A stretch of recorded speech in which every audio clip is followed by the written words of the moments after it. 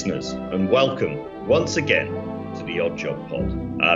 And it's my delight to do a very special edition of the Oddjob Pod.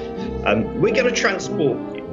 We're going to transport you to Spectre Island. Now, Spectre Island Discs. So the idea behind this is really to take the thought that if you were stranded on a desert island or Spectre Island or any other islands that are out there, Isle of Man, if you will, holiday home in there, and you only had six Bond tracks to listen to, what would you pick into there? And we're going to go through the pod's picks onto this because there's something about music and the Bond music that just evokes feelings. And we are a podcast with three middle-aged white men, and we have feelings on a lot of things.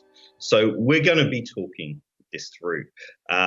This isn't therapy. This is just pure enjoyment of music. So there will be an accompanying playlist on YouTube for anybody who's listening in.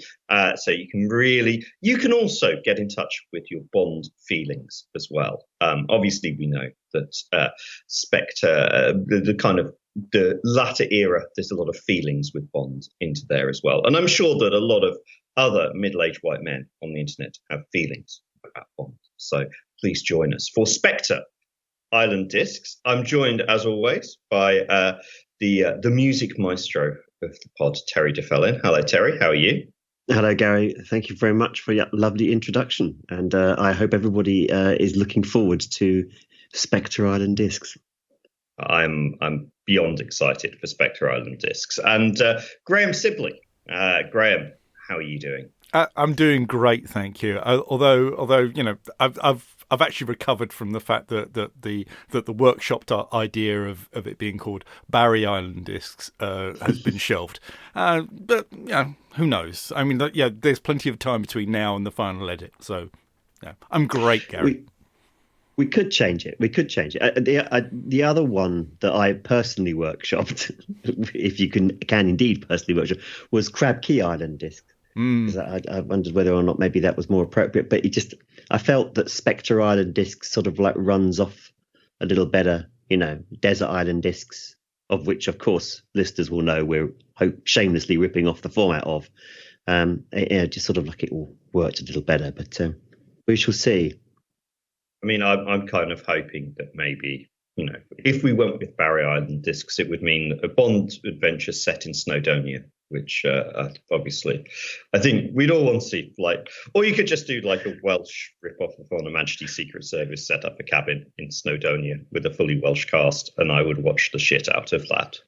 So what will basically happen is we'll go through everybody's six choices on Spectre Island Discs, and we'll just talk a little bit about why we love them so much. So rather than go at the start, we actually thought we'd start towards the end into the kind of Brosnan Craig era. So we've kind of split this up and everybody's taken an era that we like. So Graham will be kicking us off with the Brosnan Craig era. For those people who are perhaps a little younger and kind of want to go into the more modern stuff, although I think Graham's choices will be potentially there's a bit of modernity and there's a bit of just pure beauty into there. So Graham, we'll be talking through your Spectre Island Discs. Terry and I will obviously have questions, and as we interrogate your feelings around the music into there. So let's dive straight into the Craig Brosnan era of Spectre Island Discs.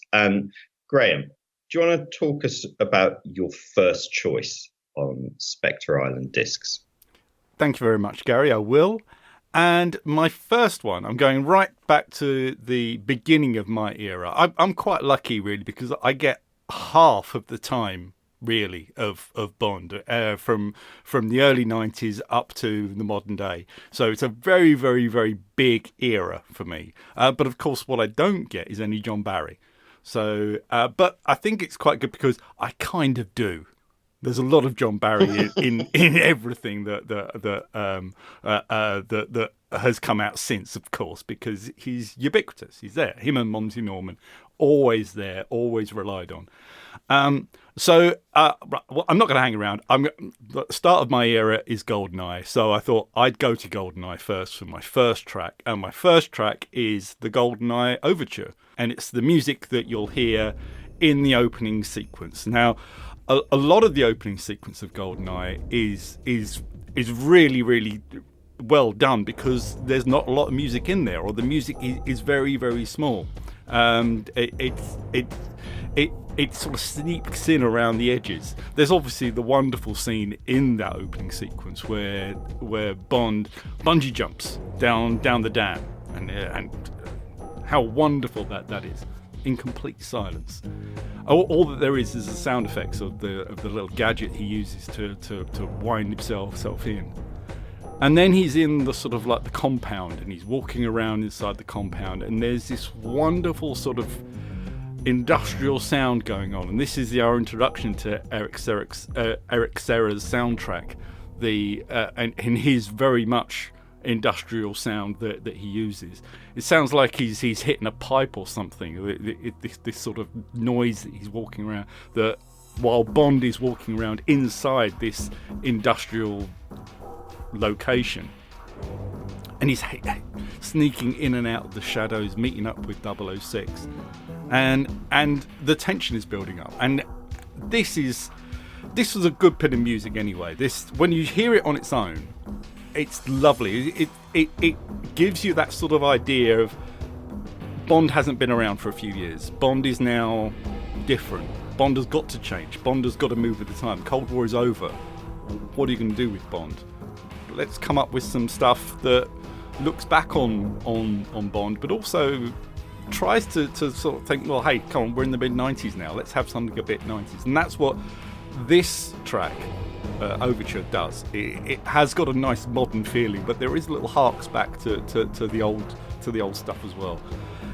And of course, why I really put it in here is because it's also the music that they use in GoldenEye 64. And you cannot avoid it. You cannot avoid the fact that this music was really well done in that game. It was really, really well used. And I must have listened to this for God knows how many hours. I cannot begin to stretch how long I've listened to this music for, because it was in the game. And everyone who listens to this will think, yes, I'm transformed back either to certain levels or just to the menu screens. Yeah, that's why it's there. I love this. I mean, Eric Serra, yeah, he only got one film, but I think he did really well, and I think he created something for a really good film, and I think it matches the film really well. This would be the first one, and we're going to computer game memory screens, but menu screens. But honestly, that they're a very, very fine choice within there. I'm sure that, Terry, you were about to talk about N64 as well until Graham mentioned it. That was my question. It was my question to go. So how much of this is about the game, Graham? Oh yeah. Of course, all of it, a lot of it is about the game. But of course, I mean, it is a significant piece of music because it is the music that sets the tone for the film, but also I think he's intending on setting the tone for the franchise going forward.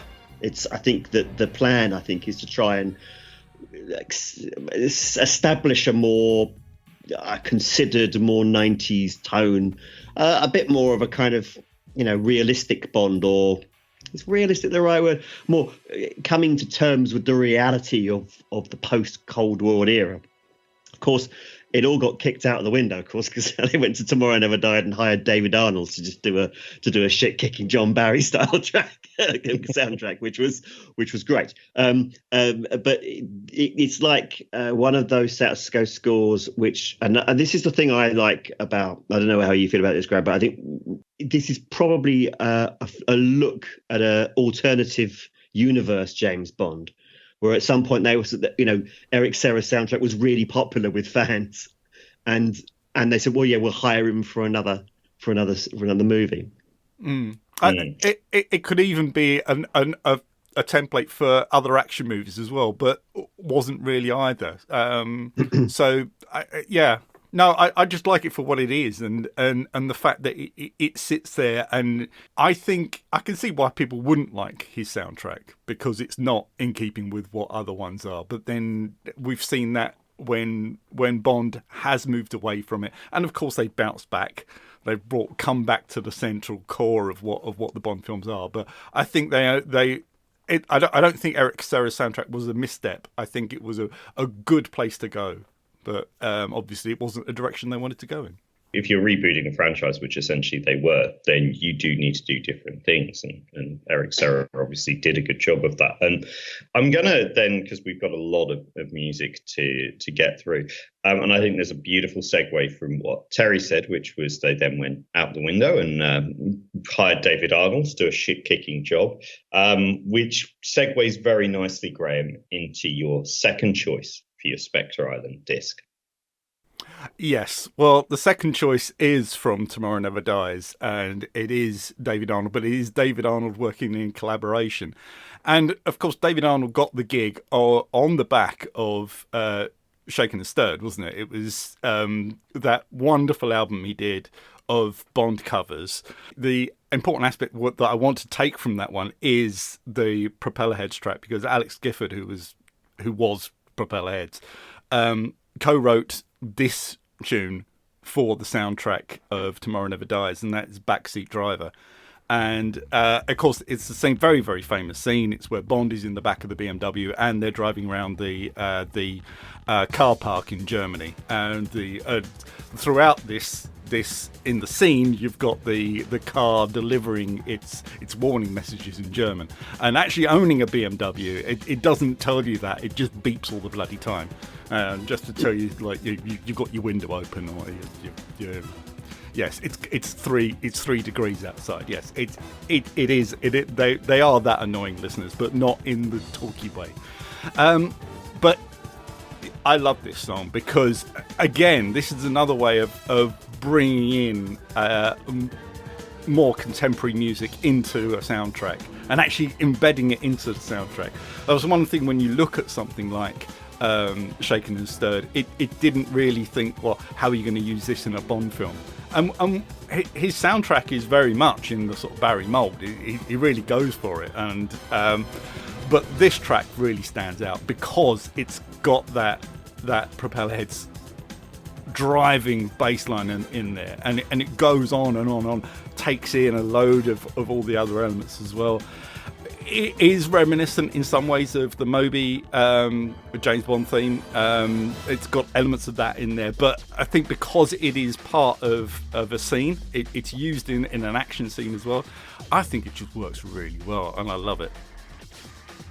I think it's one of the best action sequences in any James Bond film. It's one of my favourite action sequences in any James Bond film, is the car chase, because it's sort of peak James Bond silliness, but at the same time it's really well executed technical piece of work, and the music really enhances it.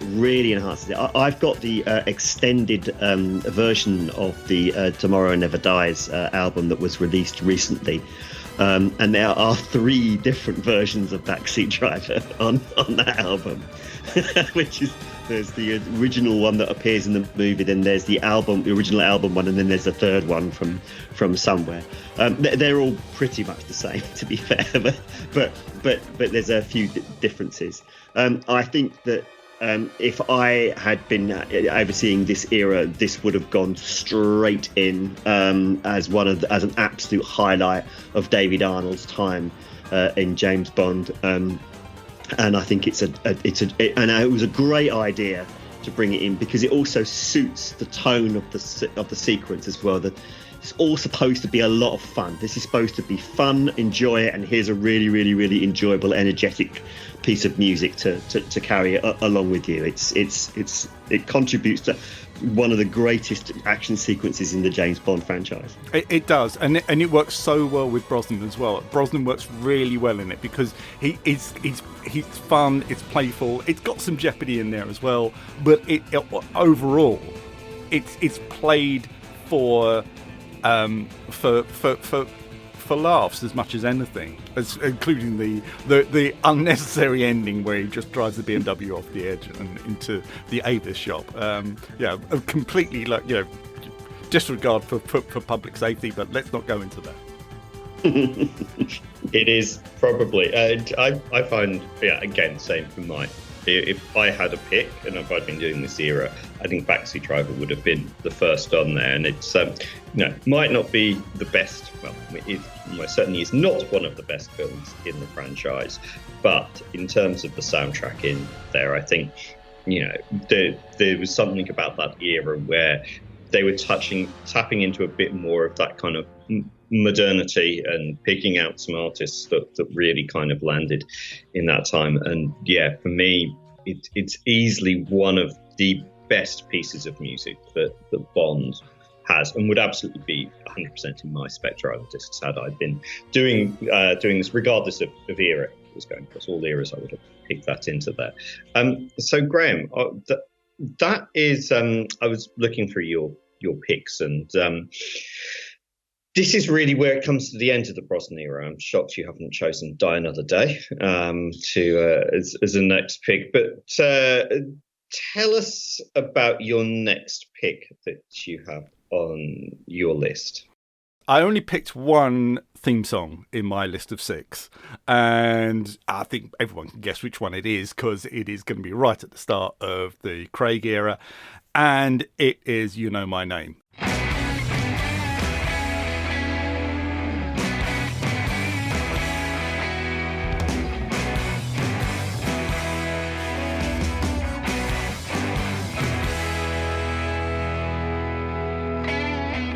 Well, it's a stomper. It really is, and it's the best one of the era that I've been given.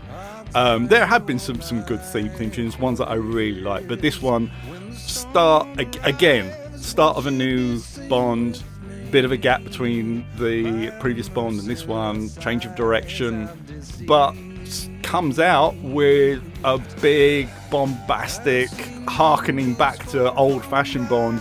And really telling you this is a Bond film you're watching. And Chris Cornell, the late great Chris Cornell, comes in and just delivers an amazing theme tune, working in collaboration with David Arnold. I noticed that actually my picks don't include any of David Arnold working on his own. Both the pieces I picked of him in collaboration. Is that an accident, or is that because he's at his best when he's working in collaboration? I don't know. Maybe Terry can answer that. But I just love this, and that's why it's there. And it really gives you. When I first saw it, it gave me faith that yes, this is going to be a good film. This is we're on the right track. Even though there wasn't a proper gun barrel sequence, we're on the right track here. It's an amazing. To me, it's one of the few Bonds. But I will happily listen to Bond themes at any time. But I would listen to this. If this wasn't a Bond theme, it would absolutely be on my playlists all over the place. I'm a big fan of Chris Cornell as well, and Terry.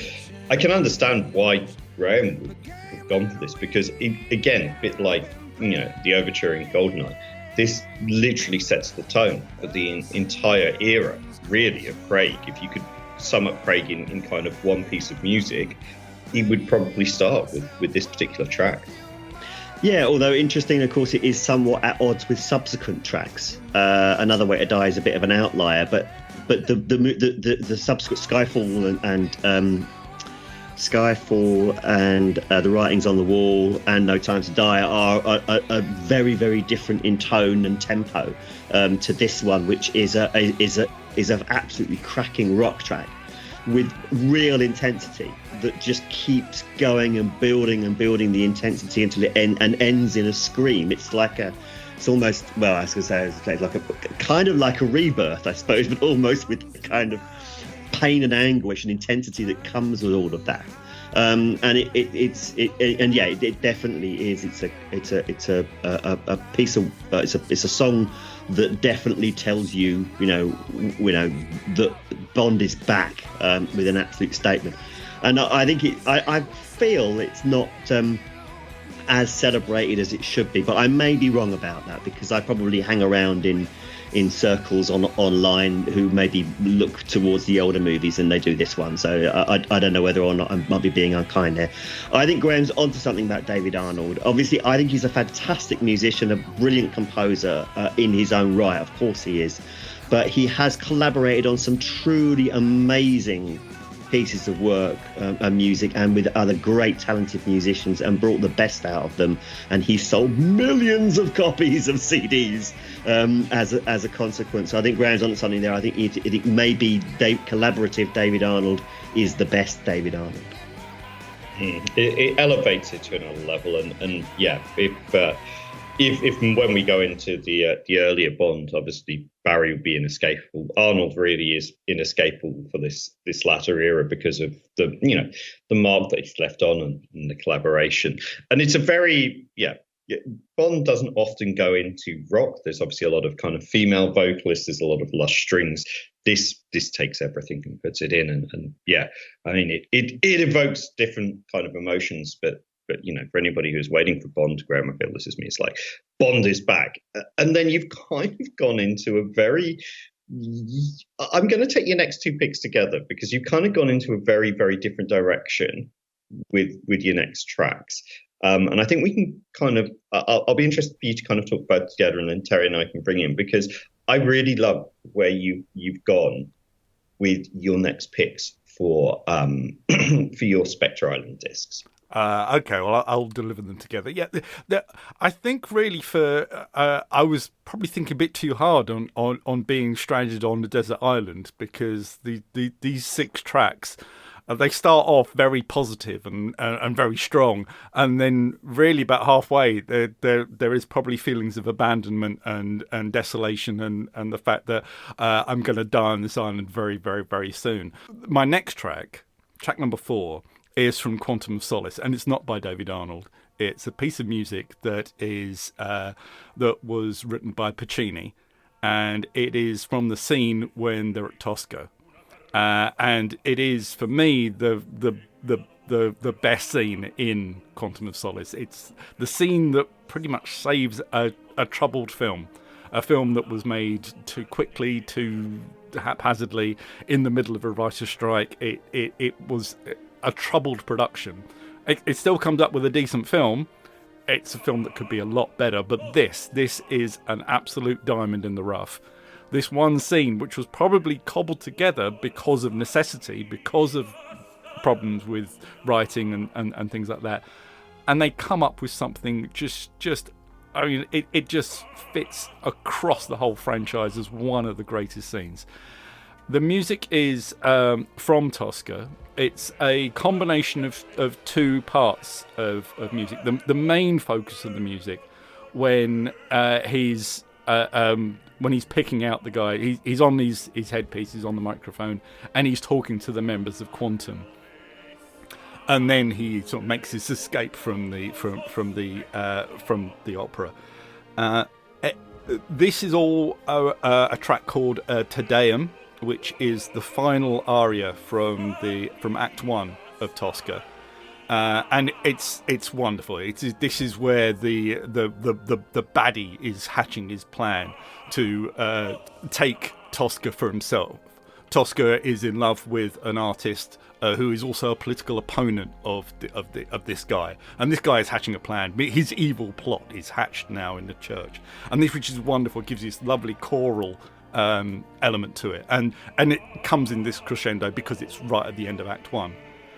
Then it cuts straight into an orchestral piece, an instrumental piece, which is actually from the final scene in Act 2, where Tosca kills the baddie, and you see flashes of that in the action sequence that as it goes through, where Bond is fighting the goons in the kitchen. It cuts through to Tosca stabbing the bad guy. And so anyway, that's how the story goes.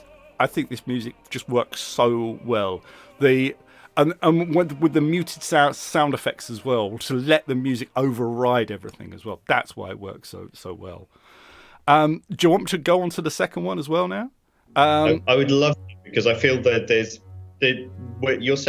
your fifth pick is one, and I think I have a couple of questions off the back of it. But your fifth pick, go straight into that one as well. Well, they did say the same trick again a couple of films later. This one is from Spectre, and this is a track called Cum Dederit, which is from Spectre. It's by Vivaldi, so it's actually a lot older. This music is over 300 years old, and this is the scene in Sciarri's house. This is when the Italian names start getting a bit confused, but the scene where Bond is waiting for the assassins, and it's the counter assassination to save Sciarra and shoot the two guys. It's brilliant, and it is just so wonderful. The whole look and feel of Spectre is all very evocative, and we spoke about this, didn't we, in our Spectre podcast just a few episodes ago. But this is a standout scene, and because of the music just works so well. It is a male singer on this. It sounds like a female singer, but it's a German singer. I think Andreas Scholl does this version of it, and he's a countertenor, which sits in the alto range. So it's almost an overlap with the lowest ranges of women operatic singers. But it is so evocative, and it's just a wonderful piece of music. These are two wonderful pieces of music, and they fit into the franchise so well, and the action scene around it just works so well. Makes it very Bond. It is so well done, and also as well, I think it's one of these sort of things that says, right, this is your thing, Craig. This is part of your era. This is a new thing, and you made it work. Well done.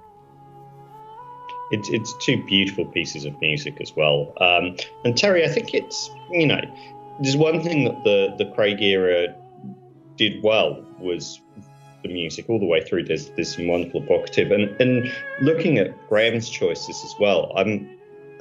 It's interesting to me that Bond, has traditionally kind of gone, the lush operatic stuff, but has never really kind of gone back into that classical back catalogue until really we get into the Craig era. And yet it's so perfectly toned with the Craig era, those beautiful operatic pieces of music that are just work visually and are just so evocative.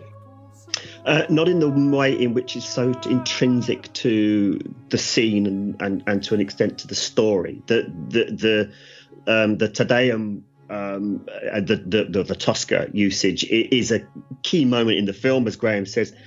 It's also a very nicely placed, a good choice of music, because obviously, yes, while Quantum are sitting there hatching their plan, Scarpia is performing and hatching his plan as well, but it's also, and in the same with Cum Dederit, I think I'm not pronouncing that correctly. These are a part of the emotional heartbeat of the movie, and in such a way as you've not had before. We've had classical music in James Bond films before. There's a couple of classical pieces utilised in Moonraker. When Chang gets killed, for example, in Moonraker, there's a tenor downstairs belting out. I think it might actually be Puccini. Actually, I'm not sure. And they use a bit of Mozart in "Spy Love Me," but these are not. I would suggest, as visceral and as emotionally intense and as emotionally linked to the films as they are with what Craig did. These movies elevate the film. I think these pieces of music elevate the film. in a way that actually is Bond, but at the same time isn't Bond. I would argue. I think that what the Craig movies have done is ask the audience to become more emotionally involved with the characters than previous James Bond films. So previously, the audience has been asked to just have a good time and enjoy, a fun action movie. But the Craig films have asked the audience to be more engaged and using incredibly evocative, beautifully performed, beautifully composed pieces of classical music help to achieve that. And they're both excellent choices by Graham. And in what would be, there's a lot to like about the Quantum of Solace, about David Arnold's soundtrack. If it had been me doing this, I wouldn't have picked this. I'd have picked something that David Arnold had done, which is not intended in any way to invalidate Graham's choice. It's just simply that this is how my brain probably works. That's my go-to there. But I think that in general, I wonder whether or not they took the decision to bring in classical music at times, perhaps because they might have looked at the soundtrack and thought, I don't think that an original composition is gonna be enough to lift this, to provide the emotional intensity that we need. We should try and find something else from the classical archives, and they did it really well. It's too beautiful, and you can see why I put them both together, because they're so integral to the scenes that are in there. And Graham, finally, we're going into your final pick is from a composer who is well known across the film world. You've gone into the world of Hans Zimmer, who obviously any cinephiles will be intimately acquainted with. Yes. My final pick is very, very final. It is its final ascent from No Time to Die, which is how do you kill Bond, and what music do you play in the background while you're doing it? Well, you could have gone with Journey and Don't Stop Believing, but that's already been done. So you just ask Hans Zimmer, say, look, can you just knock together something you've already done, from Gladiator or something like that? Yeah, just do something like that, and feeding in a bit of the Billie Eilish stuff as well. Let's okay, I can do that. And he comes up with something that I think is quite beautiful. I can't listen to this without seeing that final scene. And getting the emotion from it. It works really well. I don't think there's a lot more to say. This is my last track on the island, and I'm probably going to jump off a cliff after this because there ain't no boat coming for me, is there? No, it comes and it's a real journey from your kind of highs of certain kind of, the energy of Taxi Driver into the slightly more sort of classical mellow. And I know completely what you mean. There is that bit when you hear that Zimmer track come in, that it is quite emotional, because like us, you've had this connection to Bond. It's quite something from the first time you hear it. It's very, very stark. So that, Graham, those are your picks of the Spectre Island disc, and they will be on the YouTube playlist that we've put together, so you can listen to them all, dear listener. But maybe let's now drop back an era into the wild world of the 70s and 80s. Man, it was a different time back then. Graham, do you want to maybe just I've talked a lot. Maybe do you want to gently lead in and get Terry to open up about his musical feelings? Yes, I think it's about time as well. It's about time we heard Terry's opinions on music, I think. We don't hear very much of Terry's opinions on music at all, ever. No, okay. Well, Terry, come on, you're on this desert island now. Luckily, you've got something to play some tunes on. You've only got 6. I mean, look, are you still hanging around with that really early iPod of yours? Is that? Do you mean my iPod Classic? Yeah. You mean I'll hold it up to the camera so the listeners can see it? It's right here. It's right up my left hand. Never far away. Still there, but it's only got 6 tracks on it. I don't know what happened there. It must have something must have corrupted all those files. What is going to be the first track on your Spectre Island discs? Well, thank you, Graham. My first selection is from Live and Let Die. So it's by George Martin. It's a Q, and it's called Bond Meets Solitaire. And this is the scene where Bond meets Solitaire.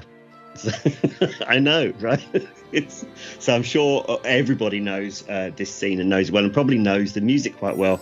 One of the reasons why I chose it is that I have fond memories of it because I don't know about you guys if you remember.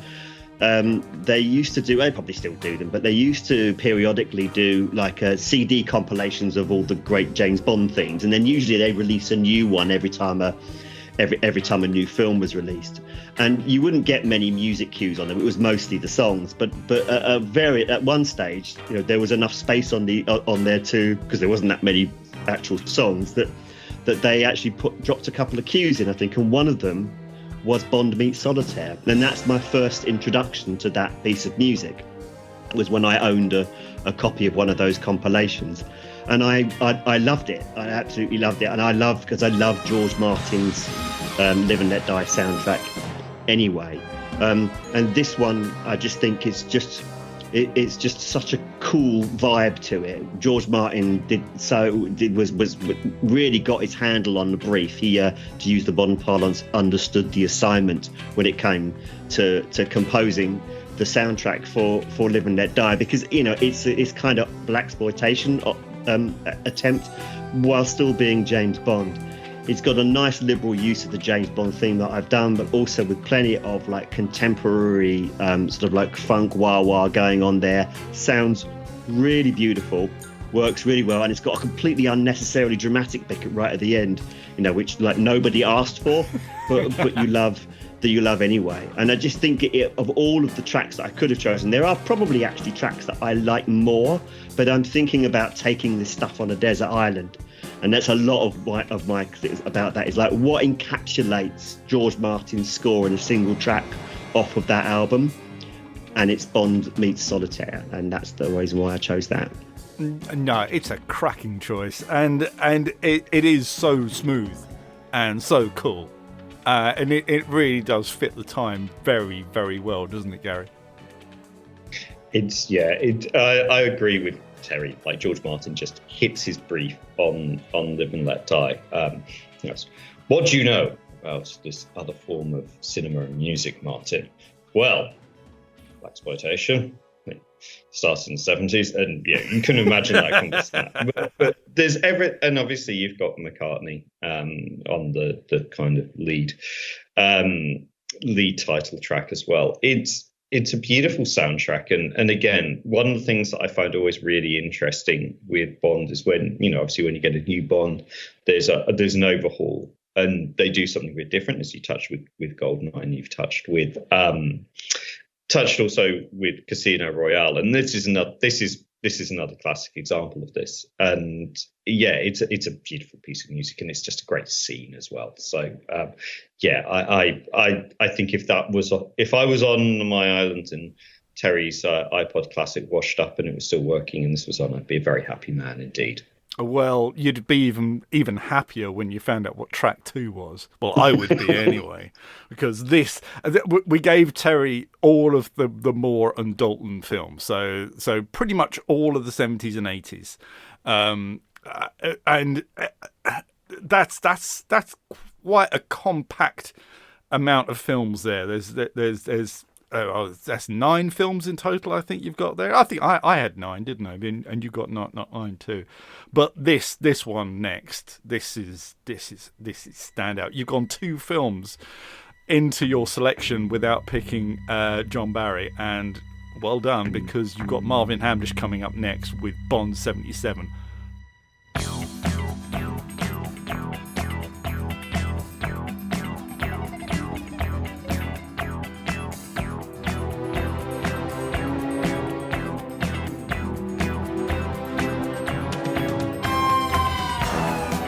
One of the picks, if you ask me to pick out the whole franchise, Backseat Driver and this are going to be up on the top there. So Bond 77, tell us all about it, Terry. It's one of my favourite music tracks for James Bond of all time, and one of my favourite James Bond films as well. And interestingly, I was thinking about Backseat Driver when we were talking about it, and I thought in many ways it feels like it's a very similar kind of piece of music in that it's trying to achieve the same thing. It's kind of a dance track. It's a bit of a disco track. It's a fantastic workout track. I was listening to this at lunch today on the treadmill, and it was just like, oh, this is fantastic. I was turning the treadmill speed up, and I was really getting. I know. Spy Who Loved Me is another one of these movies which is signifying something of a change in direction for James Bond, and it heralds in what I think is a golden era for the Roger Moore era. I think Live and Let Die is a great film in many ways, but it is neither twixt nor between, still trying to find its way. I think we've discussed Man with the Golden Gun. I think it's not a coincidence that I could find nothing from Man with the Golden Gun that I really would want to take to a desert island with me, music-wise, if I'm being honest with you. But Bond 77 heralds, signifies the change in direction. You know, Harry Saltzman is gone. It's broccoli all the way, and he comes out with a really bold, ambitious project to bring James Bond forward, and I think it does. Yeah, we go into a real golden era from here, and Bond 77 really sets the tone from there. It is the first major piece of music that you hear from the film. It's a ski chase. It's absolutely superb. It's got a magnificent energy and tempo to it. Marvin Hamlish is such a talented composer, and such a loss to us all, because he died so young. And you'd love to have thought he could have done more movies, more James Bond films, but it just captures the energy and the memories that I have of watching that film, and I love listening to it, and I listen to it again and again and again, and I don't get sick of listening to it, which I think is another prerequisite for taking, something onto a desert island as well.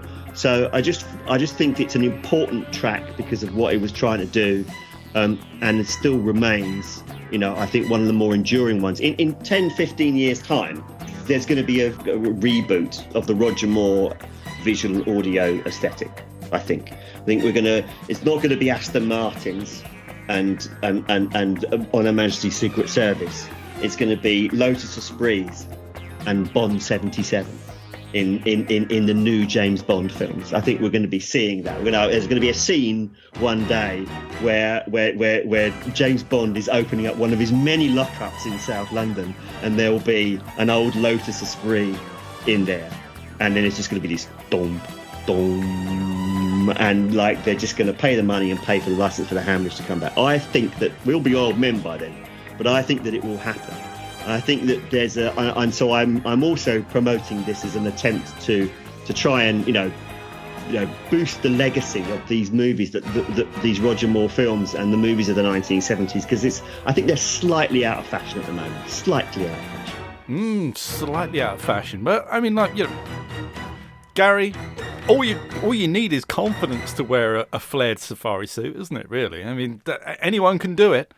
Anyone can do it. Go on to Vinted. Absolutely. Go on to Vinted right now. I'm sure you can. That with the Moore era as well, there will be some of it doesn't stand up massively well by today's standards, but there's still cracking films. Spy Love Me is as we've talked about a lot, is a cracking film.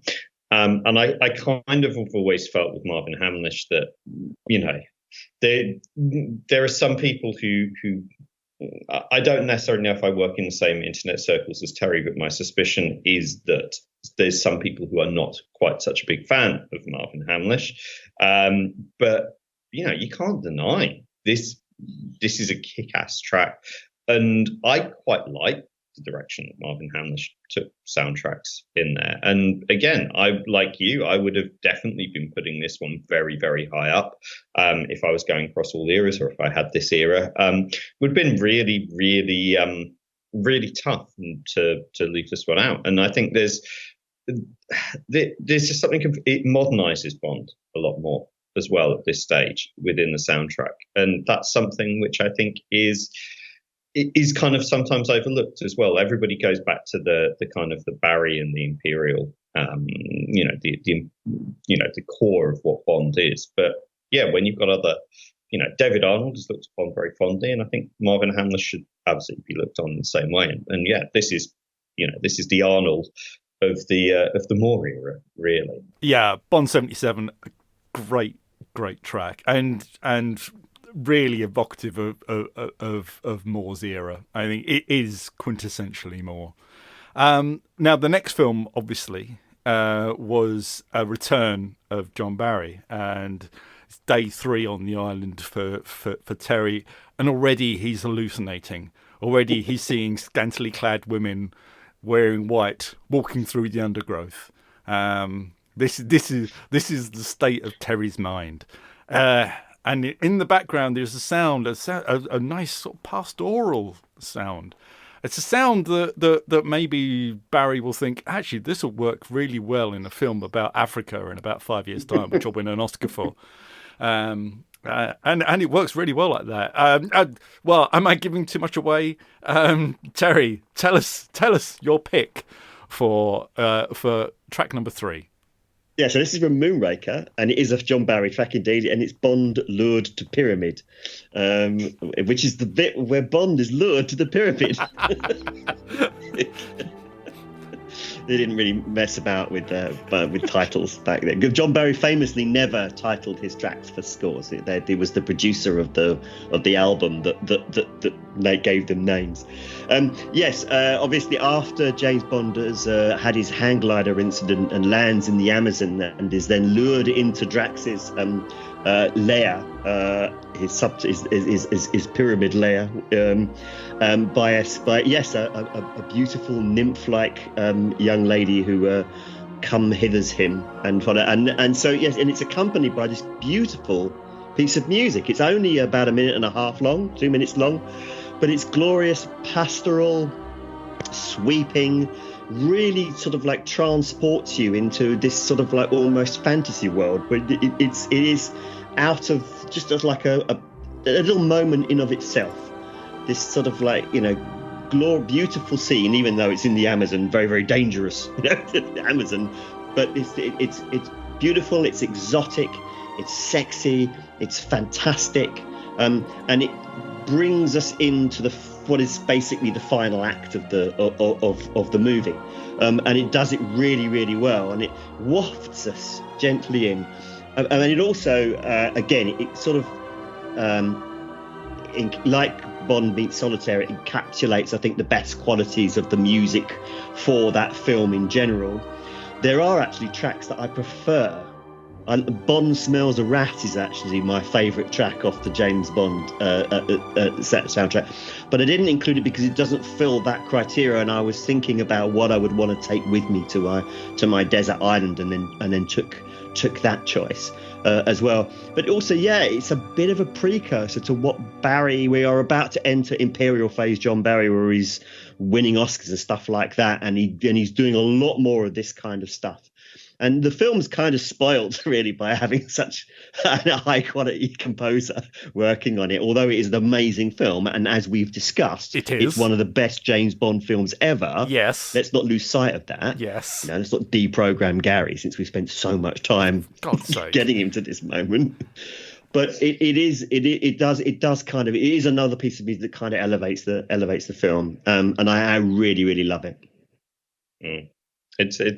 It's a beautiful piece of music. I mean, I like and I can see totally, like, if I had this on a desert island, it fits the vibe perfectly into there. Obviously, Moonraker, probably out of all the films and soundtracks, as we know, is not one that I return to very often. So I actually had to look this one up, which I know is quite shameful. But as soon as I did, I went, oh yeah, I know completely why you've gone there.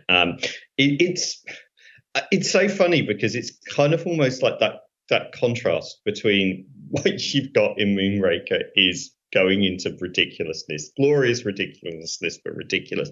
And then you have this beautiful imperial piece of music alongside it that you could probably lift and as you hinted at, Graham, probably Barry's like, maybe a bit too good to be wasted on just having Roger Moore, with a load of scantily clad women. Maybe I should take that. I feel it's got some potential to go elsewhere. But no, it's a quite wonderful piece of music, and I totally understand where Terry's on this, because it is, Barry when Barry's on fire. Well, I mean, he is on fire most of the time with his soundtracking, but my God, it's beautiful, isn't it? Well, okay. Well, let's contrast and compare it then to Terry's next track, which is from the next film, a different composer this time, but his evocative introduction to a new location. Terry, what's your track number 4? This is Cortina by Bill Conte from For Your Eyes Only. It's 1 minute and 45 seconds long, and it's fantastic. I may have mentioned in the past that I have a complex relationship with For Your Eyes Only, and particularly with its score. For years I loathed this score. But a lot of it was because I just couldn't get on with that contemporary 80s poppy funky stuff that Bill Conti was doing. I have since come to genuinely love that stuff now, by the way. But I hated it when I was a kid. I really hated it, and it really, really annoyed me. But I've come to appreciate it. And when I finally got round to buying the soundtrack, the For Your Eyes Only soundtrack was one of the last soundtracks of Bond soundtracks that I owned, and when I was listening back through to it again, I was thinking, God, there's some really lovely pieces of music actually on this CD.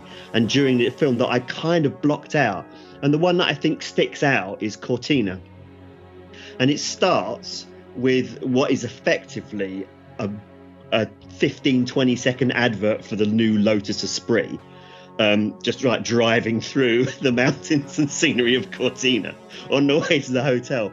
But then it sort of like shifts tone ever so slightly to more spy-y kind of like twangy boing, bang bangs going on there, which is always nice kind of Bondian riffs that but with a specific side to it that Bill Conte does that nobody else did in the franchise. And it authentically Bond, but also quite different, really tone setting, really atmospheric, incredibly listenable, really lovely arrangement.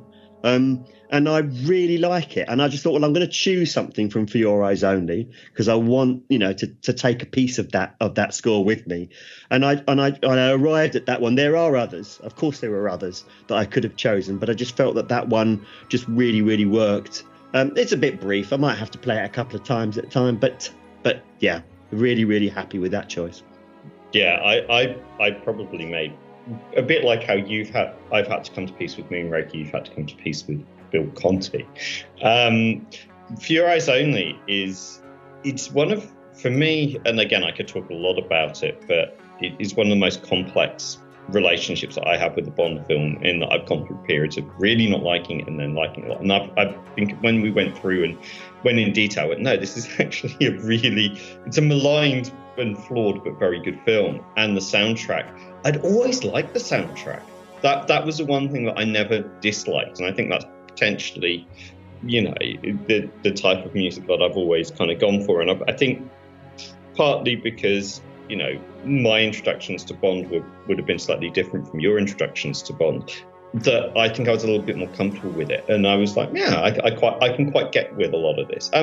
And yeah, the Lotus Esprit is just such an iconic scene. Again, like you're going to be sat on the island and you're going to be imagining yourself driving off into the water in a Lotus Esprit, essentially.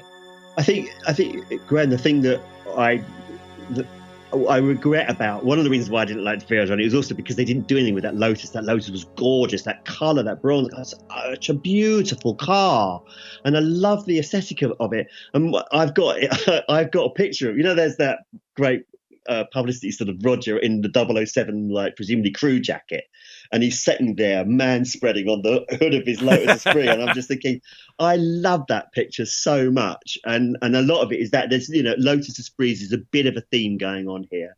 I want them to come back, but I think that is what is it. I think it's there's the imagery of For Your Eyes Only and of that particular piece of music is so joyful in my mind, so Bondian. Yeah, I was going to say, like, you've got to have joy, haven't you, Terry? And like, how could you get more joyful than this? Well, indeed. How does it It doesn't get more joyful than Roger Moore manspreading, I'll tell you that. Well, I think it's been very interesting, your picks, Terry, because your picks have been very much about scene setting and a lot more about sort of the film that are descriptive. Well, they are pieces of music that are descriptive of the film and let you know what you're in for. My picks were perhaps a bit more action oriented, but your next two picks are both theme songs, and they're absolute two belters from a really good era of theme songs. Now, some listeners may think there's going to be a notable absentee here, but let's not. It's Terry's choice. He's the one on the island, listeners, not you, okay? So, Terry, do you want to go through both of these together? I think that might be the best way to do this. What are your fifth and sixth picks to go on the island? Thank you. Well, before I do start, I will listeners when you get to go to the island, you can take Carly Simon if you want to. I, on the other hand, am taking Rita Coolidge with me. So I have gone for All Time High from Octopussy, obviously Rita Coolidge, and I've gone for The Living Daylights. Do you know what? Shall I start with The Living Daylights, actually? Because I feel that one's much easier to justify. Yeah. That song is absolutely bang on point. I really like Aha. There is that to begin with. I like Aha. And that song is just bang on point. It's just a proper Bond song. It's proper 1980s. It's absolutely there. It's right smack bang in the middle of the zeitgeist. It's what people were listening to. It's what they loved, and it really did it really, really well. And it's interesting because I think it did that like its predecessor, A View to a Kill, which I also haven't chosen. It was in response, I think, to the one that I have chosen, which is All Time High. And I think All Time High is not as fondly remembered because I think at the time, I think a lot of it is because people have legacy memory about James Bond. Like George Lazenby was a terrible James Bond, and On Her Majesty's Secret Service was a terrible James Bond film for a lot of people, because that was the feeling when it came out at the time, because it wasn't Sean Connery. And that it took a long time for people to disabuse themselves of that.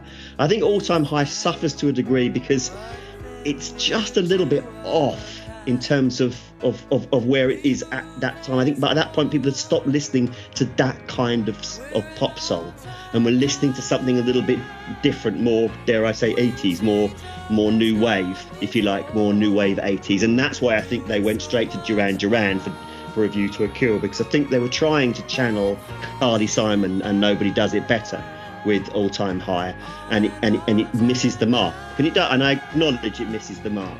I think the arrangement probably could have been a little bit better on this, but the reality is that I love it. I love the melody, I love the lyrics, I love Rita Coolidge's voice. I just love what that song is about. It's steamy, it's sexy, it's got and it just carries you along, and I really enjoy listening to it, and I think it would put my mind at ease, having that on my desert island. And I just figured it's not something that I'm willing to leave behind, and which surprised me, because in my initial long list I had Nobody Does It Better. And thought that there's no way I'm not bringing that with me. But actually, by the time I'd finished this process, I decided I couldn't live without All Time High. And in fairness, I kind of sorry to switch back and forth. And I kind of went with Living Daylights also to go, well, I've got to bring something from Tim with me, and so I would do that. And these are the cigarette paper choices really that you make, because it's a strong field.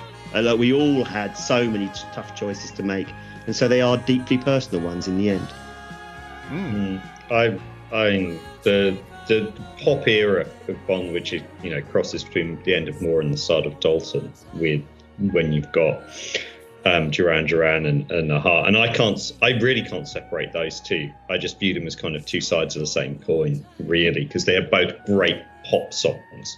as well as being great soundtracks and capture everything. I'd also kind of just shout out, whilst this isn't obviously my era and pick, but I think I would have really struggled to leave out The Pretenders as well. Where Has Everybody Gone? Which is just like, again, partly because I love Chrissy Hine a lot. But yeah, I mean, how tough was it when you looking at Octopussy and Rita Coolidge's All-Time High? Like, what's the thing where you just go, I can't leave this one behind? What was kind of sitting behind there, Terry? Well, I think I'm not sure, if I'm being honest with you. It feels more like an old school James Bond. It feels like a bit of a throwback to an older type of James Bond. It's almost like a kind of Bond hauntology.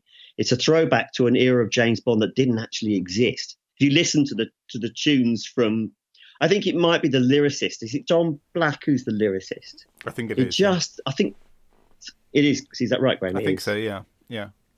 So so there's probably a bit of that going on there. I think that there's a kind of like sort of maybe a 60s memory. It feels like a bit of a throwback, and I just appreciate it for that. I just, like I said, I fully acknowledge that there are better tracks, better songs. I mean, like Nobody Does It Better, for example. It's arguably, nominative determinism. Literally, it's not possible for any better track than that.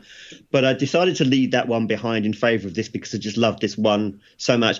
And there's a degree of recency bias. I've recently, again, I've kind of arrived at All-Time High relatively later in life, and so perhaps I have a degree of additional enthusiasm and verve and passion for that song that maybe 5 or 10 years ago I wouldn't have had.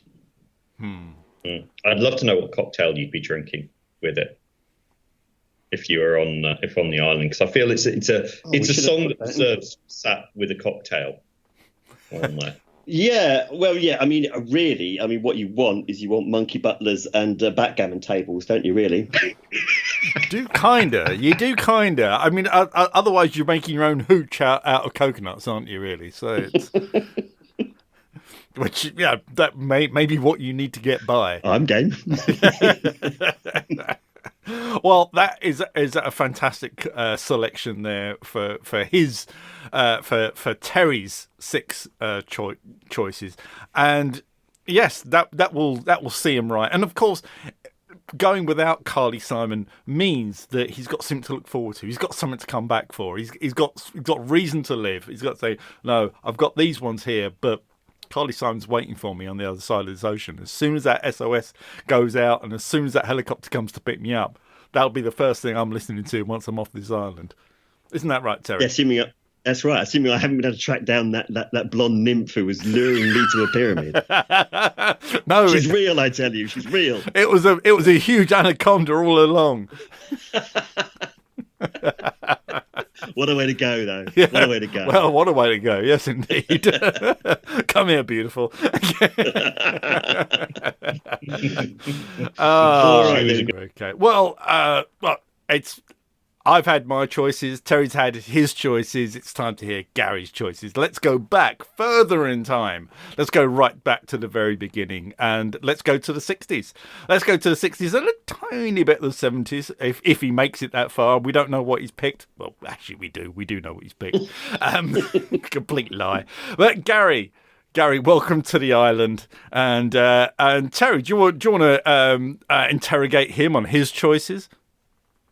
Yes, I'll be delighted to. Thank you, Graham, and welcome to Spectre Island.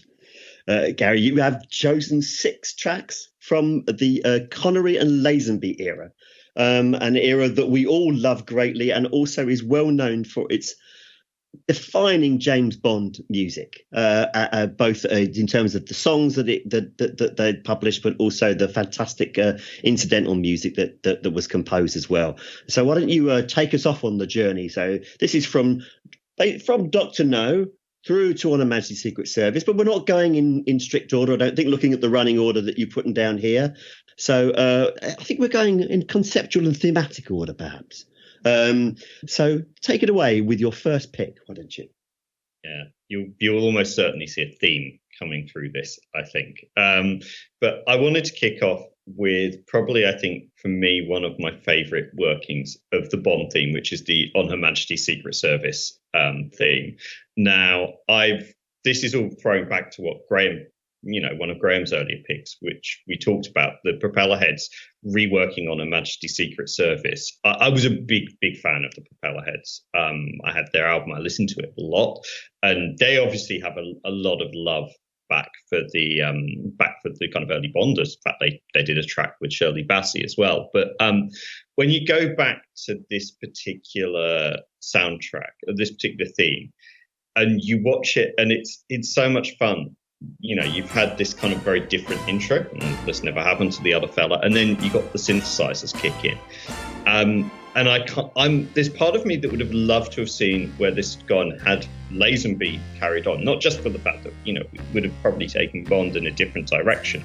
But obviously when Lazenby quit, they went back to Sean Connery, and they basically went back to what they knew. And musically that meant, sweeping orchestral strings, Shirley Bassey, and, I like Diamonds Are Forever. I think it's a very good track. I'm less fussed about the whole soundtrack, but this was something different. This opened the Lazenby era with something that was new and modern but felt very familiar, and it kicks ass as well. Like, the propeller heads put a bit more of a beat behind it, but it's still just something that is so beautifully evocative for me. And this to me is like always in my mind, it's kind of like the shifting of Bond into a new era, even if that era then kind of took a bit of a dip back with Diamonds Are Forever.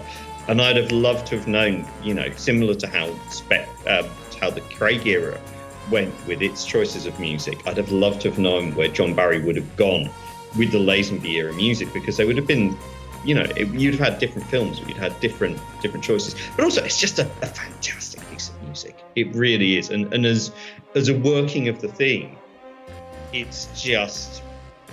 for me, it's close to perfection. So that is why I have it on the island as my first pick.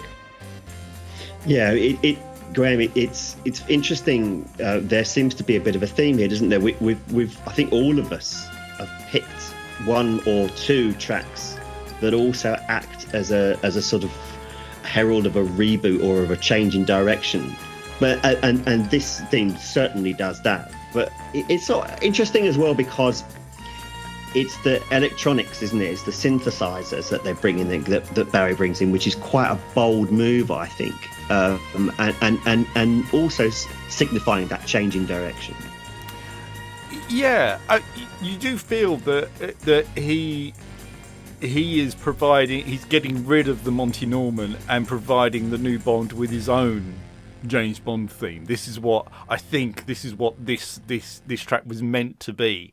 This is what was meant to be going forward. And Bonds in future would have their own theme.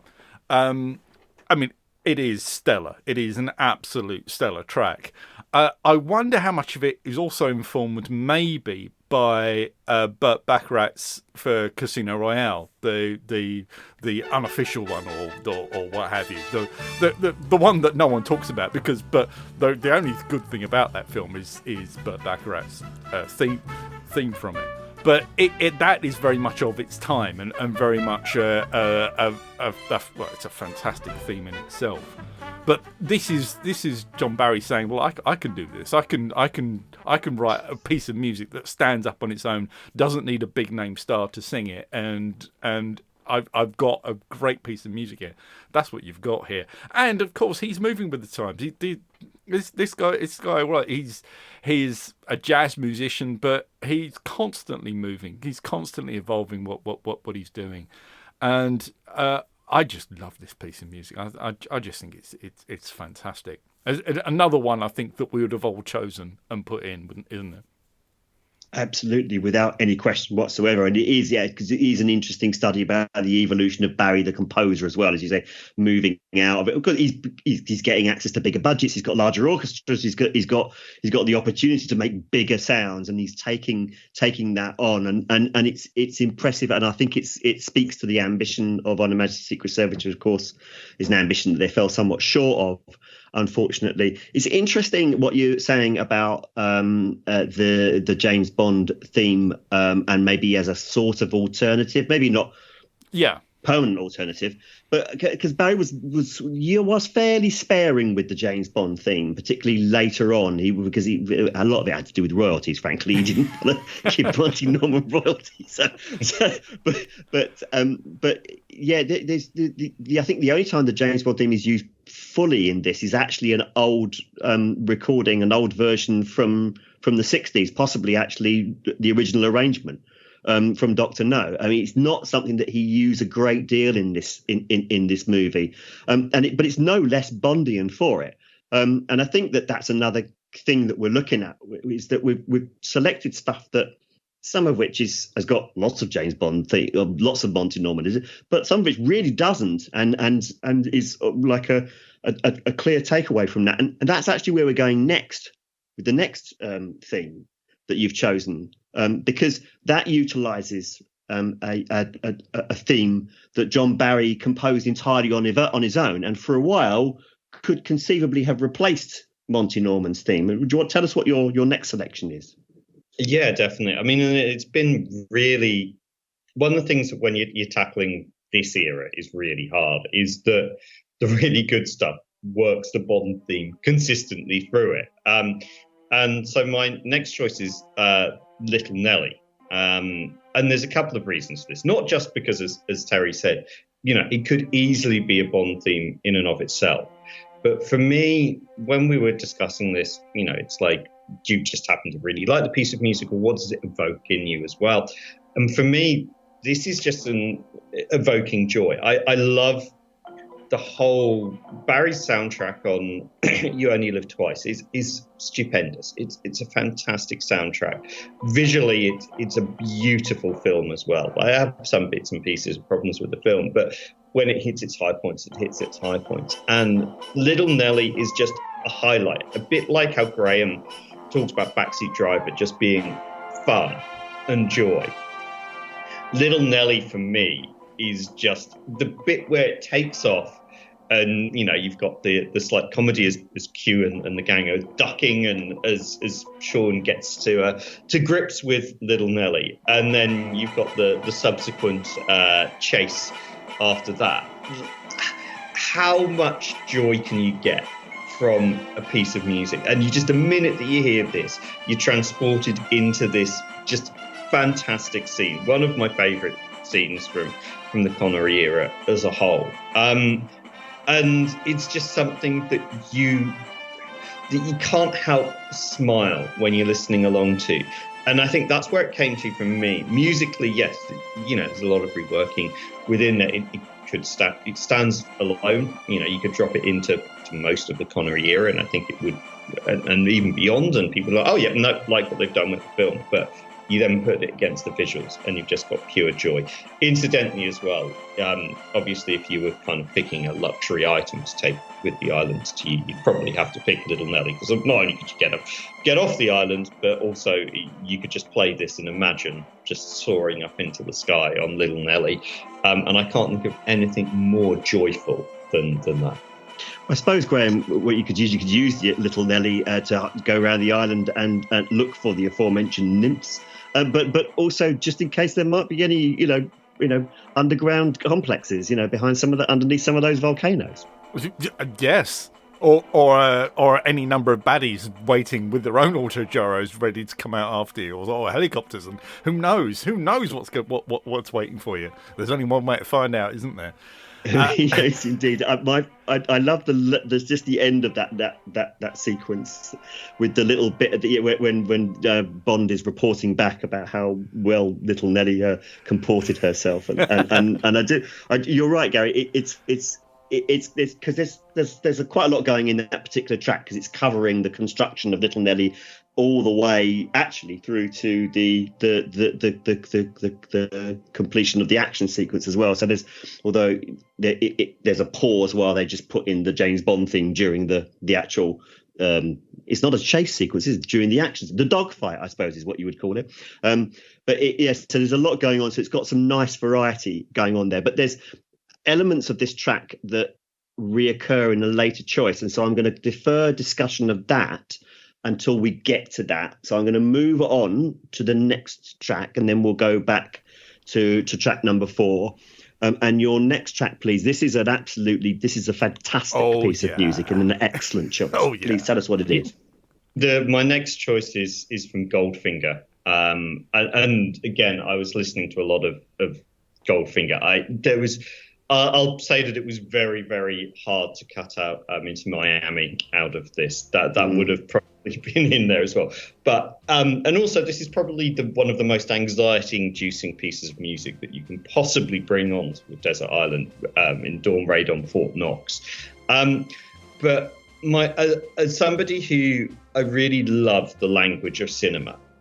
And music works so well with cinema, and just as a piece of music that accompanies this kind of sinister approach of Goldfinger. There's so much that is perfect about Goldfinger. This sequence is perfect from Goldfinger, and it would be nothing without this piece of music.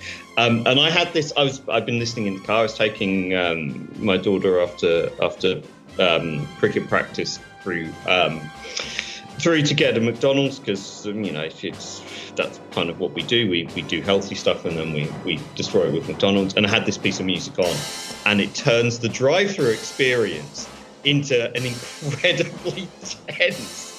You go through it, and by the time you come out, it's roughly about the length of time that it's taken from Dawn Raid and Fort Knox. And the climax when you're just handed a McDonald's bag out of the window. You can put this anywhere, to be honest. I could walk through the city with this in my headphones, and you can just create your own visual images around there. But it's tense. It uses staccato to a fantastic place. It punctuates everything. And the minute that you start coming in, you can visualize the entire sequence. It's one of the highlights of the Bond era, but it's a masterpiece of music that goes with it. It's just, again, when you're kind of looking for perfection, I think this is probably one of the highest points for me in Bond era music. You could listen to this, Graham, on its own, couldn't you? It could have been. Great movie music is designed to serve the movie. But this piece of music, I think actually you could listen to just as a single piece of music, completely free of context. It does work, I think, even at that level. That's why I think it's one of the reasons why it's so much fun to listen to. Certainly, and you can imagine your own scenario behind what the author of the music was going for, what the composer was thinking. As Gary has said, it just adds jeopardy to whatever you're doing, to whatever you're doing. It's so brilliant. It is so good, and it works well in the film as well. A lot of the time when you have music, they can sometimes just sort of disappear behind the sound effects and just the action on the screen. You're concentrating on too much. Not with this. With this, it's all part of it. So with the sound of the planes swooping over, the choreography of everyone collapsing on the floor, the whole thing of when they're coming up to the main door with the laser. One of the notes they hit sounds very, very much like the laser as well. So that's almost bringing it into into there, isn't it? There's that high pitch with it just everything about it. I did enjoy when I was listening through our picks for the music cues to listen to them on their own and then hunt down the actual clip and find out how it works in there. And I think this one works so well with the two of them together. With my picks, a lot of the time the action sort of overtook what the music was about, or the other way around with the Quantum of Solace scene where it's all about the music. But in this one, I think there is such a wonderful harmony. I think the Peter Hunt obviously did a really good effort on the editing of a very, very, very complex scene there, and it's very superbly directed as well. But the music all the way through it just works amazingly well. I was just going to say as well, like this to me is probably one of the closest points that I feel Barry has kind of got in the evocative elements to somebody like Ennio Morricone, because I quite often put Morricone on in my headphones when I'm just going for a walk, because it's like, again, it just transforms any landscape. It doesn't matter where you are, you've got that soundtrack, the soundtracks and the music that he's done. And this is also one where, you know, I talked about going for a walk, but you start building up your own head and narrative when you've got this beautiful evocative tracks that are in here. And, you know, a lot of Bond music is just great because you can listen to it. But this is one where I think it transports you immediately into another place, and you can create your own narrative around it. And, you know, that's to me what music should do. And additionally, of course, the fantastic also illustrates the fantastic sound design of that movie in general as well, which and how and the symbiosis there, the soundtrack and the sound design marrying up absolutely perfect. Not for the first time in that film, it should be said. Maybe that was by design or by coincidence. Whatever it was, it's just a mark of why that film is so good. Let us move on to your next pick, and I just wanted to, I guess what I'd like you to tell us why you chose this pick and what it means to you, obviously, but we're going to talk a little bit also about the 007 theme as well, because it features in your previous pick in Little Nelly as well, and I just wanted to spend a little bit of time, a little bit about that before we move on. So please, your next pick, Gary. Yes, let me just take a sip of my mint julep. The next pick is from Russia with Love, which, having spent the last kind of week listening to all the era soundtracks that I picked, I think is probably one of Barry's best, if not the best. And the track I've chosen from this is 007 Takes the Lecter, which is a great sequence in the film in and of itself, but obviously, again, similar to Little Nelly, you've got a lot of playback in here, and obviously I've also gone for the On Her Majesty's Secret Service theme. There's a lot of Bond theme in here. It's hard to escape in this era because Barry was so clever in terms of how he brought it back in. The reason I've picked for this one is just simply, and as I was kind of looking through and doing a bit more, there was one comment on YouTube. I actually went into the YouTube comments, which is a dangerous place to go. But for me, it actually described exactly why I like this piece of music so much, which was just Bond gets shit done. This was the point when you had, you've had Dr. No. You've then got From Russia with Love, where we're starting to establish a little bit more of the kind of the norms of or what we will then come back and know the norms of the franchise. And to me, this is a piece of music where you can just come back to that was brought in, and it just, the minute you hear it, and I think a lot of other composers and sort of filmmakers have listened to this and gone, yes, this is a piece of music that signifies that the action hero is getting shit done. It's just dynamic. It's a fantastically scored piece. Again, cinematically fantastic done into there. But yeah, you just listen to this. The minute it kicks in, you're like, the man's getting shit done. And I just like it. And again, and I was trying to cuddle down. I was like, yeah, I know, but you've got that kind of motif coming back through there. But man, I'm going to get shit done when I listen to this. I'm going to get shit done on my desert island through listening through this piece of music. So yeah, that if Little Nelly evokes joy, this evokes getting shit done. Well, interestingly, because this piece of music is the 007. It's called the track is called 007 Takes the Lecter, but the main thrust of the theme is the 007 theme, Graham, and did the which comes back. This is featured very heavily in Thunderball. It turns up obviously again in You Only Live Twice. It turns up in Moonraker as well. Yeah.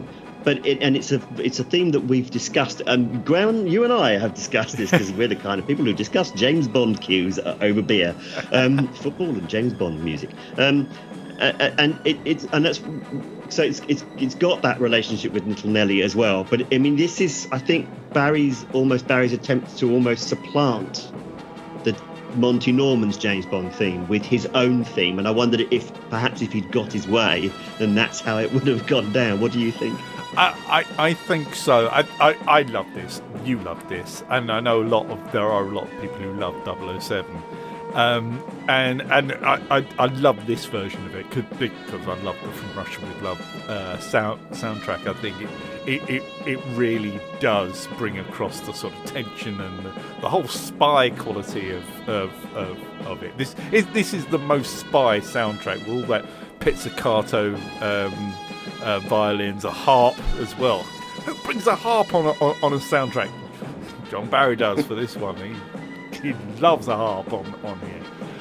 But the 007 thing, it's always great, and it's always been one of those things that we thought Dave Arnold might want to do, might give a little hint at it, and if he did, it was too subtle for me to pick out.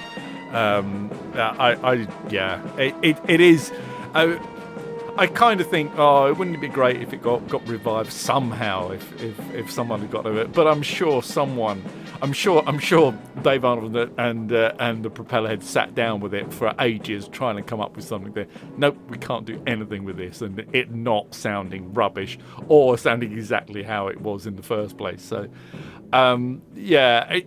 it's a lovely part of this era of Bond, and people say, well, Gary's burnt 2 picks on one song. He hasn't. These are two very, very different tracks, and it shows you what you can do with that theme.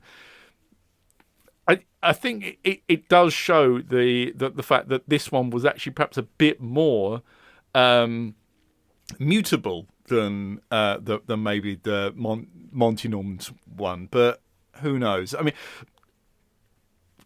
Barry put in loads of different cues anyway. He loved a cue, and especially working in the theme tune as well. He was a master of that. I love every time the 007 track comes in to a soundtrack, but yeah, it was probably used enough. And I've got over that idea of actually, revive it. That was pretty much a sort of like 90s, early 2000s idea, really, wasn't it? And that's where it belongs. These things come around, don't they? Yeah, they come around. Like Lotus Esprits, Safari 77, Suits. 007, it could happen. Yeah. It could happen. Yeah. Safari Suits are back, by the way. Just back big time.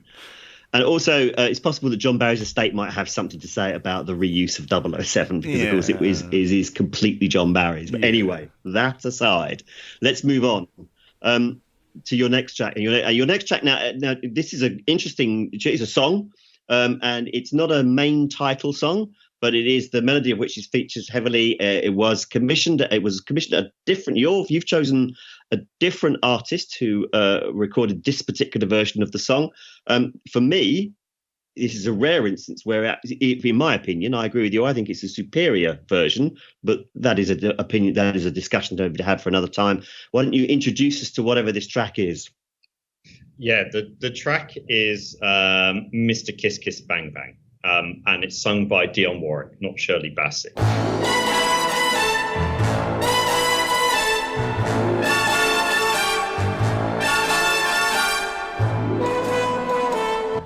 Obviously, Bond aficionados will know that this was originally commissioned for Thunderball. John Barry was looking at this and going, I don't think, what is a Thunderball? No, nobody quite know. I mean, obviously, when you think Thunderball, then obviously you think Tom Jones. But this was written, and obviously it was just taken from the kind of the colloquial name from Asia that for James Bond, Mr. Kiss Kiss Bang Bang, which is it's fantastic, it's playful, and it's a lot of fun. Thunderball was, as well as being probably a bit of a difficult, problematic film, the soundtrack was incredibly problematic because they basically Broccoli and Saltzman went, no, we need something with the title track in. Fine, what the hell do you want me to do with the Thunderball? And you've kind of got this kind of slightly. It's a great song. I like Thunderball. I like Tom Jones' Thunderball. Interestingly, Johnny Cash also submitted a Thunderball version as well, which was very different. Didn't quite suit, but. Yeah, they were obviously they were pretty much doing the scoring right up until the point of release. But I think this is why, and so I kind of looked at Thunderball and went, no. And then I went, no, hang on. I really like Mr. Kiss Kiss Bang Bang. And because the Bassey version gets a lot of, still gets a reasonable amount of airing, Dionne Warwick's version is just superior, which isn't something you'd often say about, Bassey is Bond. When you think Bond and you think singers, you think Bassey. This is just a much more, I think Warwick's voice really handles it a bit better. Bassey kind of has clearly taken the Goldfinger vibe and gone, it has kind of gone almost into kind of cabaret Las Vegas-y style, which obviously she did with Diamonds Are Forever, which works on that. I don't think it works quite as well. But Dionne Warwick seems to have really got it and got under the skin of what this means. And I think in an alternative world, you'd be looking, if this had been the main theme track and Warwick's version had been the main theme track, it's definitely not better than Nobody Does It Better. But again, this could have been this era that encapsulated who Bond was. If Goldfinger was singing about the villain, Mr. Kiss Kiss Bang Bang sings about Bond.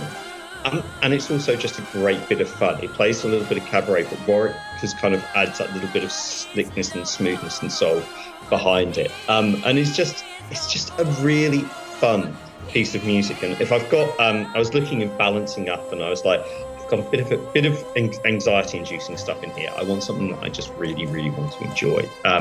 And yeah, the Dionne Warwick version, which is not played very often, not the easiest one to track down, but it's a far superior version to the Bassey version. And, no disrespect to Tom Jones, he did a very good job with Thunderball, but I really would have loved this to have been the theme track to Thunderball. And obviously Barry has kind of used bits of it throughout the scoring of the film as well. Yeah, Graham, you and I are massive fans of Tom Jones, and we are, of course, massive fans of Thunderball. But is there an argument to say that maybe on this occasion, Mr. Kiss Kiss Bang Bang might have been the better choice as the title song, a more enjoyable song? What's your opinion on that? I love Thunderball so much, the song rather than the film. I love both those songs. Great. I think Thunderball works well as a theme tune. Does it suit the film? I don't know. Does Mr. Kiss Kiss Bang Bang suit the film? I don't know. I think both of them are a little out of kilter with what actually the film's about. Mr. Kiss Kiss Bang Bang, it's very different. If you think of like following on from Goldfinger, I think that was part of the thing, wasn't it? It was part of making Thunderball not Goldfinger, which was perhaps the biggest mistake they could have made, because Goldfinger was just imperious, wasn't it, in the mid-60s? But I agree with you. Dionne Warwick's version is the better one, and it is a great choice. This is Dionne Warwick in her absolutely imperial phase, and it gives that wonderful mid-60s sound to it, and yeah, works a lot better than maybe than Bassey's more cabaret style, which perhaps sits more in the early 60s sort of role there. And I think, well, obviously Bassey comes back for Diamonds Are Forever and provides the best thing of that film as well. I think I would still have gone with Thunderball for Tom Jones's Thunderball as the theme tune. But yeah, why not have Mr. Well, nowadays we'd have Mr. Kiss Kiss Bang Bang Bang playing while the credits rolled through, wouldn't we now? But obviously we would have done. In those days, the credits only lasted 25 seconds at least, didn't they? So yeah. Not to be, wouldn't they?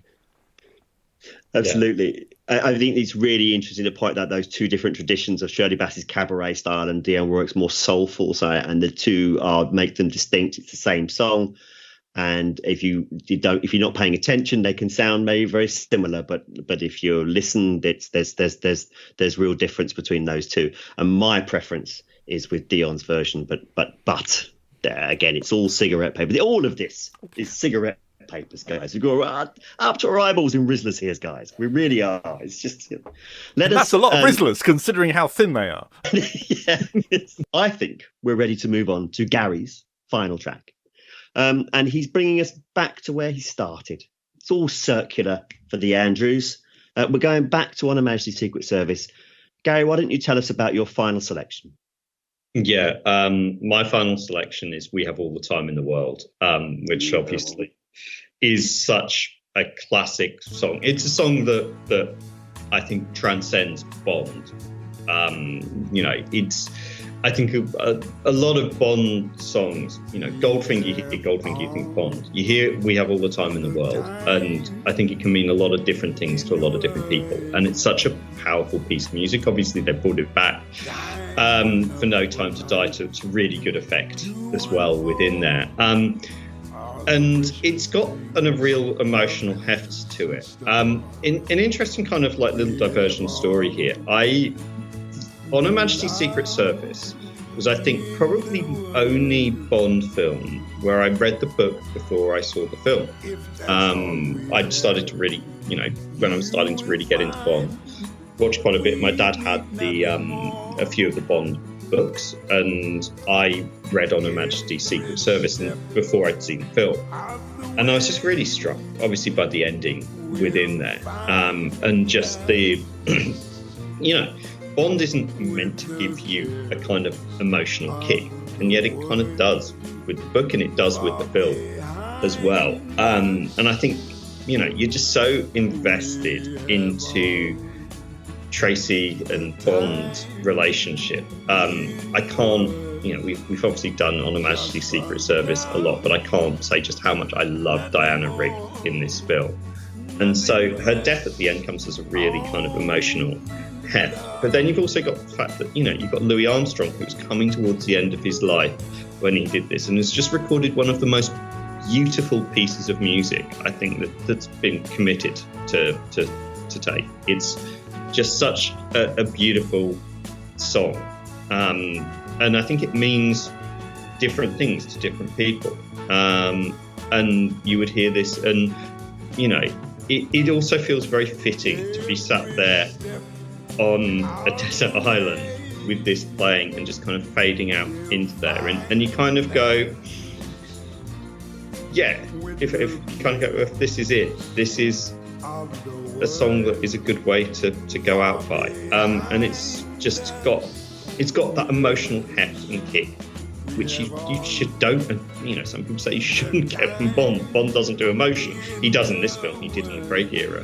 But it's just such a beautifully evocative, emotional piece of music that I think if I was picking Desert Island Discs that weren't Bond, this would still potentially feature very heavily onto there, just because of the beauty of the music that sits behind it. So yeah, I've come kind of full circle. As you can tell, slightly different. We've all had different approaches into our picks, and mine has just come from the fact that I don't think you can really get a much more beautiful piece of music and a much more evocative song than this one.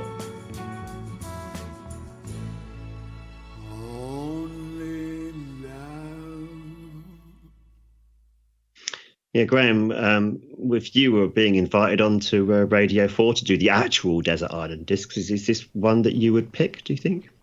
I think it might be, actually. I think it is such a beautiful song, and it is something that non-Bond fans can listen to and think, that's a really nice song, isn't it?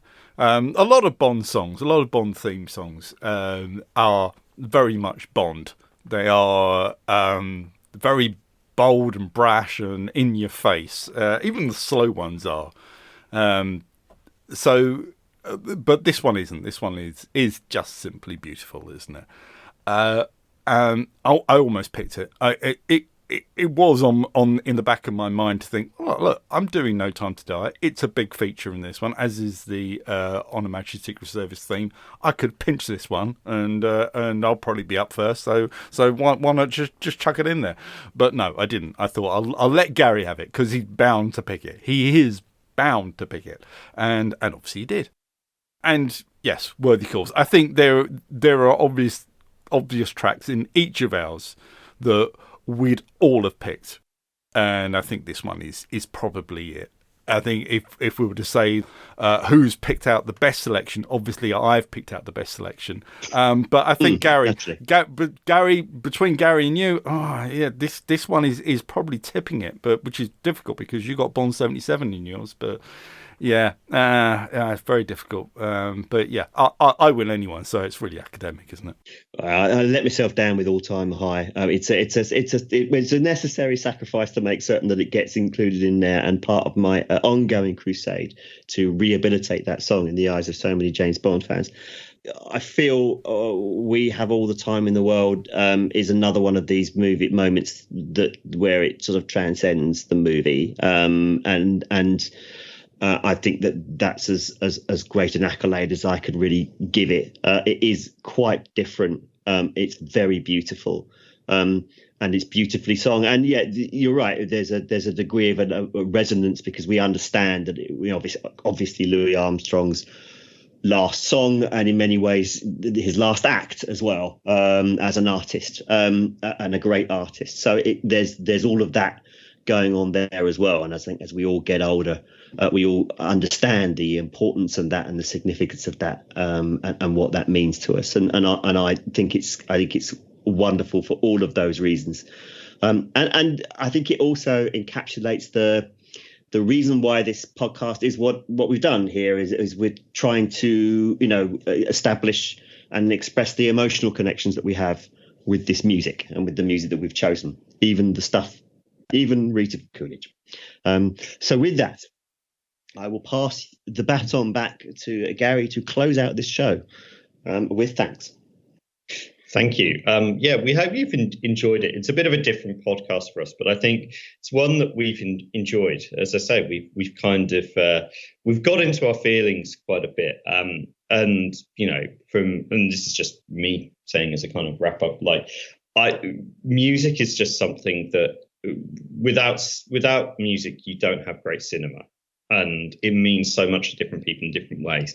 You might all look through this and you might look at Terry's choice and go, Terry, you're wrong. But you can't deny what it makes people feel within there. And Bond is not an emotional person potentially, but this is a point where we can go in and we can really listen. And please do have a listen to the playlist that Terry's put together on YouTube. And actually, this is.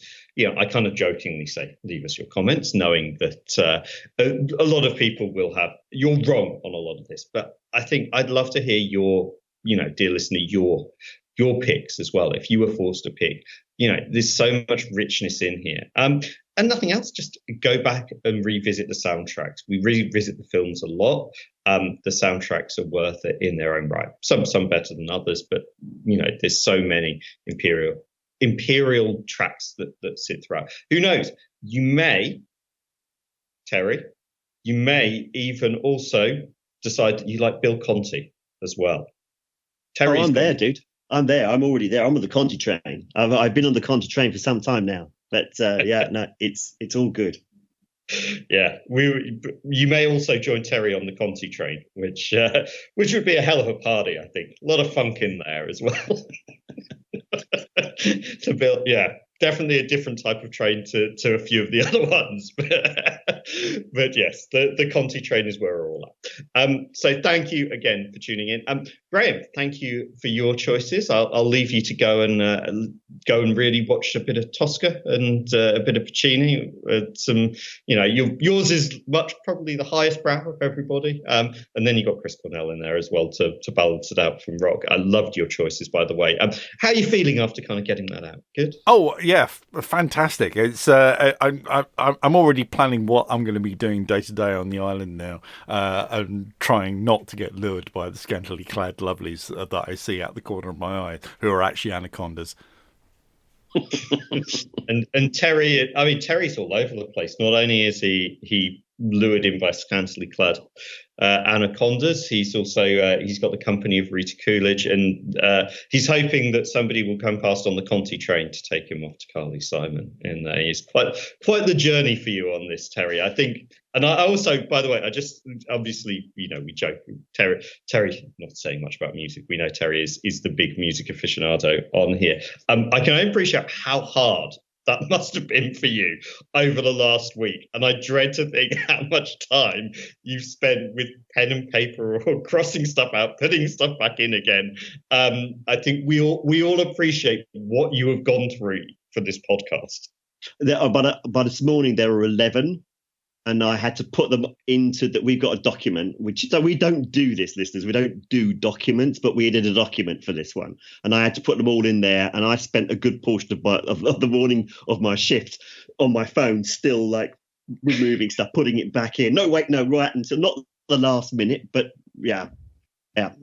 It was a bit of a journey for me. And if I'm being honest, I'm not completely happy with what I chose. But as I said, I because I listened to so much of it. I think if we'd done this for the entire era, I think I'd have just blown a fuse completely. If I'd had to have chosen from the entire era, I'd have just completely blown a fuse. It's not enough. Six tracks are not enough. Yeah, you did set the limit to 6. I did. It was my idea, and I've suffered the consequences for it. Maybe if we ever do this again, I might tweak the format. Yeah, the classical lesson from so much fiction of the consequences of your actions. And Terry, you'll have to live with Rita Coolidge as the consequence of your action.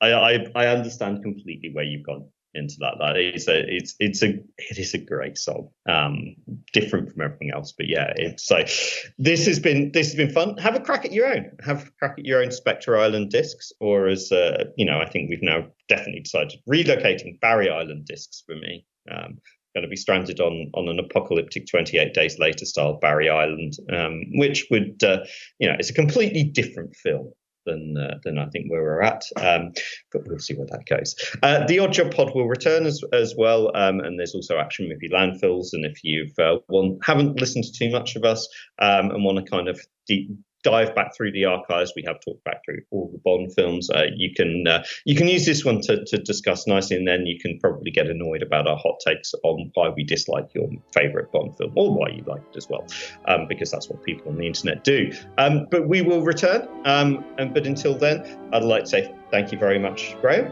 Thank you, Gary.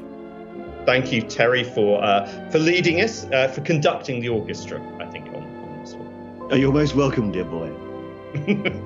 And thank you very much, dear listeners. We will be back again soon. Until then, goodbye. Goodbye. Goodbye.